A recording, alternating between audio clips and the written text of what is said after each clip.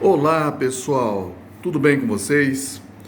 Mais um vídeo novo aí que a gente está colocando no canal, estamos reativando o canal Rick Tosta e gostaria de falar um pouquinho hoje a respeito de Pitágoras. Pitágoras, ele é muito pouco falado dentro do nosso mundo espiritual. Pitágoras é falado mais dentro do mundo acadêmico, dentro das ciências exatas, dentro da filosofia, até das sociedades discretas que nós temos aí. Tem os seus famosos versos dourados, o seu famoso teorema que a gente aprendeu no colegial. Ou seja, mas Pitágoras, ele é muito mais do que isso, ele é muito mais referência do que isso. Pitágoras foi um desses espíritos que Jesus nos enviou para que possamos alavancar não só o nosso conhecimento, mas o nosso autoconhecimento, conhecimento espiritual. Ou seja, Pitágoras podia-se dizer que era um desses espíritos luminares, esses espíritos iluminados, que vieram exatamente colaborar, dar a sua contribuição para a humanidade. Já começa no seu próprio nascimento. Os pais de Pitágoras, o pai era mercador e a mãe era uma grande artesã de joias. Enfim, foram até na ilha de Samos, onde eles viviam. Samos, para quem não sabe, era uma ilha onde hoje pertence à Turquia. Mas é o lado ocidental, porque a Grécia tinha várias ilhas, né? Tinha o continente também, várias cidades-estado, e Samos também era uma cidade-estado. Mas, quando os pais de Pitágoras, como às vezes a maioria dos pais gregos, quando estavam esperando um bebê, ia levar até as pitonisas, até os famosos oráculos, onde elas exalavam um gás e entravam em transe e falavam o que seria aquela criança e qual o papel dela no mundo. Engraçado que a pitonisa chegou para os pais de Pitágoras, disse que o nome deles seria Pitágoras, e para quem não sabe, Pitágoras chama-se a voz da sabedoria, e que também lhe deixaria uma marca no mundo para toda a eternidade, ou seja, para até os nossos tempos. Pitágoras nasceu praticamente 500 anos antes de Jesus. Foi contemporâneo de Siddhartha Gautama, o Buda. Desde cedo, desde criança, começou a aprender com os grandes mestres da sua ilha. Superando-os, vamos dizer assim, pois esses mestres já não tinham que ensinar a sua mente extremamente aguçada, ele então, os seus pais e esses mestres foram começar as escolas iniciáticas da época. Primeiro foram até Mileto, onde estudaram também com o famoso Tales de Mileto. E também com o seu maior discípulo, e se tornou depois um dos grandes filósofos pré-socráticos, Anaximenes. Passaram depois pela escola de Mileto, foi tão ovacionado pela sua sagacidade, pela sua inteligência, que ele depois foi para o Egito e foi um dos poucos estrangeiros a estudar nas escolas de mistério do Antigo Egito, onde foi aprender as ciências dos deuses. Passando pelo Egito, foi estudar com grandes magos nos jardins suspensos da Babilônia, onde aprendeu e se aprofundou muito mais na ciência, na magia e na espiritualidade. Depois da Babilônia, ele conseguiu seguir até a Índia e ali, além de ter todo o conhecimento do hinduísmo através dos sacerdotes brahmanes, também teve contato, há quem diga dos seus biógrafos, teve contato com Siddhartha Gautama. Enfim, trouxe depois muito conhecimento, bagagem, experiência, visão. tudo isso aguçaram a sua espiritualidade, sua inteligência e também a sua missão.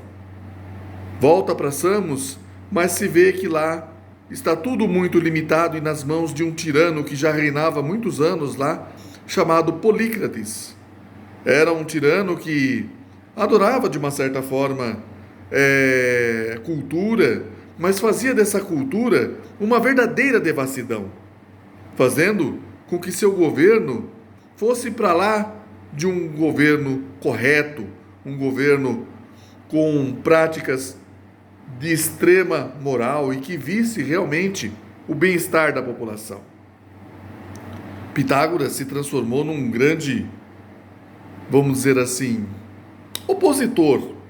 Criticava muito as atitudes e o modo de governar de Polícrates.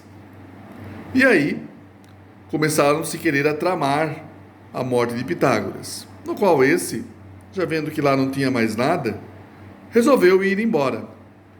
Polícrates sabia que matá-lo não seria muito bom para o seu governo, nem para as pessoas que o opositavam. Mas enfim, ele Polícrates, sentiu muito feliz com a ida de Pitágoras e lhe deu um salvo-conduto, dizendo nesse salvo-conduto que ele era protegido do rei. E também uma soma em dinheiro para que ele recomeçasse a sua vida bem longe de Samos.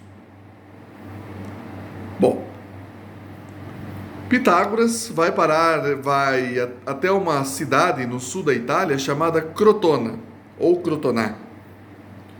E ali, com vários simpatizantes, pessoas de muito poder aquisitivo e também influência política, consegue erguer uma escola chamada Escola Pitagórica de Crotona.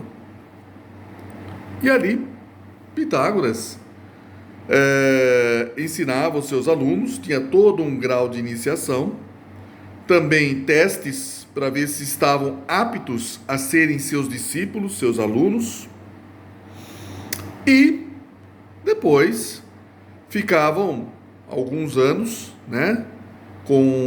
em aprendizado, tinha nesses rituais, vamos dizer assim, eram rituais onde se tinha conhecimento e se guardava esse conhecimento através do silêncio. Pitágoras reverenciava muito a meditação e o silêncio. Provavelmente aprendeu isso muito com os hindus e com os budistas. Às vezes os seus alunos faziam um voto de silêncio durante um ano, só aprendendo, trazendo o conhecimento e também guardando o silêncio para meditar em uma absorção melhor desse conhecimento. Os anos vão passando, até que um filho de um homem muito rico e poderoso em Crotona quis ser discípulo de Pitágoras, a qual se submeteu aos testes e acabou não passando. A qual esse, muito amargurado e semeando muito ódio de Pitágoras e da escola de Crotona, começou a insuflar todo o povoado da cidade a se virar contra a escola de Crotona. Com o tempo, essa escola começou quase que virar o que nós chamaríamos de uma sociedade secreta. Quase não entrava ninguém já nessa escola. Ou os rituais ou testes para entrar nessa escola eram rigorosíssimos demais. Enfim, esse ex-aluno ou ex-candidato consegue insuflar e trazer a população a seu favor. E aí há duas versões. Primeira, que eles destruíram a escola de Crotona, toda a população, invadiu, destruiu e queimou, e o Pitágoras, com a maioria dos seus alunos, acabou morrendo, sucumbindo a essa destruição da sua escola em Crotona. Essa é uma versão. Ou tem uma outra versão de que ele fugiu e foi por uma outra localidade ali na Itália, chamada Metaponto, onde ele chegou também a fundar uma outra escola Dizem que essa já não durou muito, né? Porque a população também começou a ser insuflada e persegui-lo, até também ser destruída essa escola. E dizem que Pitágoras estava fugindo, né, para não ser morto, quando ele se depara com uma plantação de feijão. Ele não quis atravessar a plantação de feijão, destruir nada, porque os pitagóricos, de uma forma geral, eram vegetarianos. E seja uma planta, seja um animal, tinha uma verdadeira respeito e reverência à vida de qualquer ser vivo. Então ele preferiu ser morto pelos soldados do que atravessar aquela plantação de feijão. São as duas versões para sua morte. Infelizmente, do que foi destruído, pouca coisa restou, ou que se restou alguma coisa, ou que se salvou, está muito espalhado por aí. Então, o que Pitágoras, às vezes as pessoas perguntam, tá, mas tirando a parte filosófica, vamos dizer assim, né? O que Pitágoras ensinava? O que será que tinha de interessante? Reencarnação era uma delas, tá? Ou seja, Pitágoras ensinava sobre a imortalidade da alma. Ensinava que o ser deveria buscar o conhecimento e também a moral, que só o conhecimento e a moral poderiam elevar o seu espírito. Olha que interessante. Tinham total respeito pela vida animal, ou seja, eram vegetarianos, não consumiam nenhum tipo de carne animal. Ou seja, era uma visão extremamente avançada para a sua época.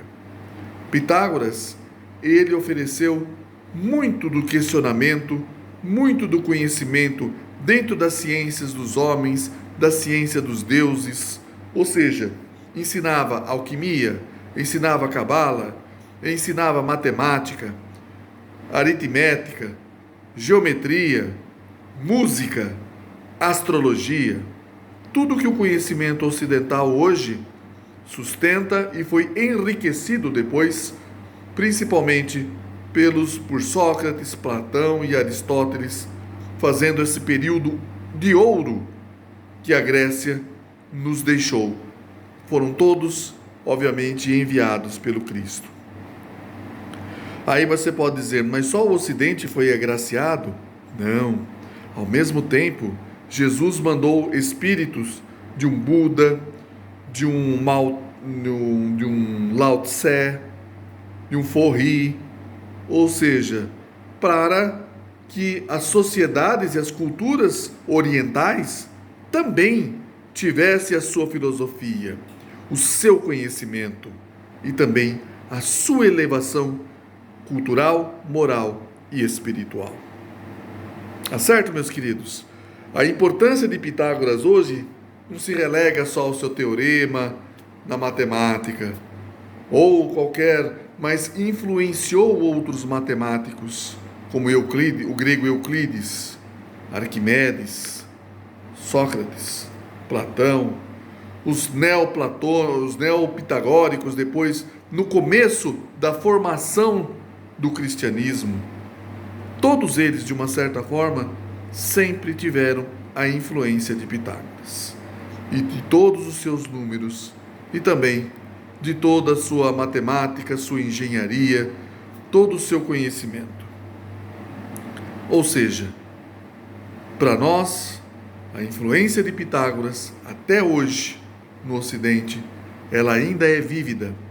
Tem os seus versos dourados, quem puder pegar na internet, são verdadeiras relíquias espirituais que nos dão também a meditação, nos dá também a reflexão. E muito se depara com tudo que espiritualmente nos é ensinado hoje. Tá certo, pessoal? E se inscreve no meu canal, dá um like, dá um joinha que gostou, tá certo?